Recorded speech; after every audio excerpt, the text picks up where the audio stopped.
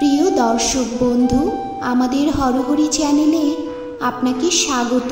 আজকে আপনাদের জন্য ভগবান শ্রী নৃসিংহদেবের ব্রত মাহাত্ম্য কথা নিয়ে এসেছি। স্বয়ং ভগবান নৃসিংহদেব এই ব্রত মাহাত্ম্য কথা প্রহ্লাদ মহারাজকে বর্ণনা করেছেন। নৃসিংহ চতুর্দশী ব্রত মাহাত্ম্য কথা একবার শ্রবণ করলে তৎক্ষণাৎ ভগবানের প্রতি ভক্তি লাভ হয়। তাই এই ব্রত মাহাত্ম্য কথা অবশ্যই একবার হলেও শ্রবণ করুন। নৃসিংহ চতুর্দশী ব্রত সময় সম্পর্কে বিস্তারিত আমার চ্যানেলে ভিডিও আছে। দর্শক বন্ধু, প্লিজ আমার চ্যানেলটি সাবস্ক্রাইব করে লাইক এবং কমেন্টে জয় নৃসিংহদেবের জয় লিখে পাশে থাকবেন। নৃসিংহ চতুর্দশী ব্রত মাহাত্ম্য। ভগবান নৃসিংহদেব বলেছেন, যারা এই জন্ম মৃত্যুময় চক্রে ভীত, তারা এই পরম গোপনীয় নৃসিংহ চতুর্দশী পালন করলে শত কোটি কল্পেও তাদের এই পৃথিবীতে পুনরাবৃত্তি হয় না, অর্থাৎ জন্ম হয় না। এই গোপন ব্রত পালনের ফল অনেক গুণ বেশি। 1000টা ব্রত করলে যে পুণ্য হয়, এই ব্রত পালনে তাহার সমান ফল লাভ হয়ে থাকে। এই ব্রত ভক্তিযুক্ত মনে পালন করলে দরিদ্র ব্যক্তি লক্ষ্মী লাভ করে, আর পুত্রহীন ব্যক্তি পরম বিষ্ণু ভক্ত পুত্র লাভ করে থাকেন। ভগবান নৃসিংহদেব আরও বলেছেন, যারা আমার এই পরম গোপনীয় ব্রতের কথা ও মহিমা জানা সত্ত্বেও ইচ্ছাকৃতভাবে ব্রতদিন লঙ্ঘন করে, চন্দ্র সূর্য যতদিন থাকবে ততদিন সেই ব্যক্তিকে নরক যাতনা ভোগ করতে হবে। ভগবান নৃসিংহদেব আরও বললেন যে আমার ভক্তরা সাধারণত এই ব্রত পালন করে থাকে, কিন্তু সকলেরই এই ব্রত পালন করা কর্তব্য। এই ব্রতের ফল অসীম। এই এক ব্রতের ফল বর্ণনা করা যায় না। এই ব্রত পালন করলে হত্যাজনিত কোটি পাপ বিনষ্ট হয়। এই ব্রতের মাহাত্ম্য কীর্তন করলেও ব্যক্তির সকল পাপ নষ্ট হয়। যে মানুষ ভক্তি সহকারে এই ব্রত পালন করেন, সে ভগবান নৃসিংহদেব অর্থাৎ শ্রী গোবিন্দের কৃপা লাভ করেন। ভক্ত প্রহ্লাদ মহারাজও এই ব্রত পালন করে ভগবানকে লাভ করেছিলেন।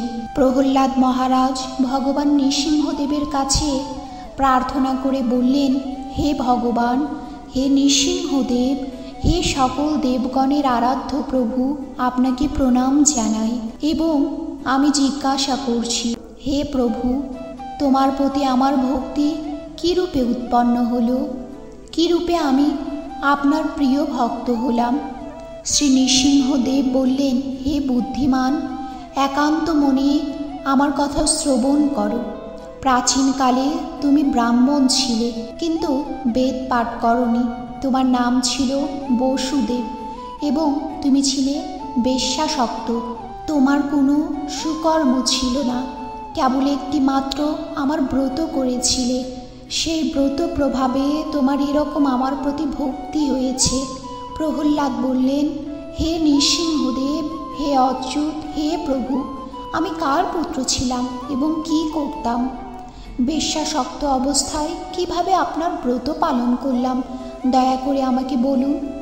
শ্রী নৃসিংহদেব বললেন, পুরাকালে অবন্তিপুরে এক বেদজ্ঞ ব্রাহ্মণ ছিল। তার নাম ছিল বসু শর্মা। ধর্মপরায়ণ ও বৈদিক ক্রিয়া অনুষ্ঠানে তৎপর ছিলেন এবং তার স্ত্রী জগৎ প্রসিদ্ধা সুশীলা পতিব্রতা সদাচারিণী ছিলেন। তাদের 5 পুত্র ছিল।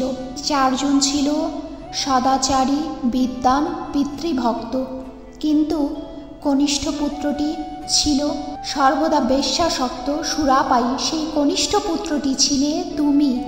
নিত্য বেশ্যাগৃহেই তুমি বসবাস করতে। এক বনমধ্যে তুমি ও তোমার সেই বান্ধবী বেড়াতে গিয়েছিলে।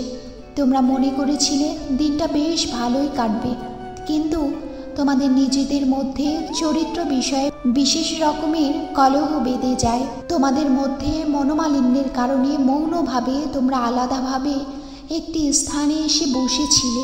সেখানে তুমি অতি পুরানো ধ্বংসাবশেষ গৃহ নিদর্শন স্বরূপ কিছু ইট পাথর দেখেছিলে। সেই নির্জন স্থানে আলাদাভাবে উপবেশন করে তোমরা দুইজন ক্রন্দন করছিলে। সারাদিন তোমরা অনাহারী ছিলে, এমনকি জল পর্যন্ত পান করনি। সারা রাতও তোমরা জাগরিত ছিলে। ক্লান্ত শরীরে, দুঃখিত অন্তরে, মনোমালিন্যভাবে তুমি সেখানে শুয়ে পড়ে প্রার্থনা করছিলে, হে ভগবান, হে শ্রীহরি, এই জগতের লোক কত সুন্দর, আমার মা বাবা কত সুন্দর ধর্মপ্রাণ, আমার ভাইরা কত সুন্দর, তারা নিষ্ঠাবান, চরিত্রবান, কিন্তু আমি অধঃপতি, আমি মহামন্দমতি, আমি চরিত্রহীন, পথের পাগলের চেয়েও অধম। হে ভগবান, ভালো লোকেরা তোমার শরণাগত, আমি মূর্খ, কারো শরণাগত নই, আমি অতি নিঃসঙ্গ, আমি বড় অসহায় অবস্থায় তোমার কাছে প্রার্থনা করছি। হে ভগবান, আমাকে বিশুদ্ধ জীবন দান করো। এভাবে তুমি ক্রন্দন করছিলে, আর তোমার বান্ধবী সেও একান্ত মনে প্রার্থনা করছিল, হে ভগবান, আমি সমাজের মধ্যে সবচেয়ে জঘন্য স্তরের জীব, সভ্য সমাজ থেকে আমি বিক্ষিপ্ত বিচ্ছিন্ন। এই জগতে অনেক নিষ্ঠাবতী, সতী, সাধ্বী, সুন্দরী নারী রয়েছেন, আর আমি মহাপাপী, গণিকাবৃত্তি করে জীবন নষ্ট করেছি। প্রতিদিনই কেবল পাপের বোঝা বাড়িয়েছি। নরক যাতনা কতই না এই পোড়া কপালে অপেক্ষা করছে।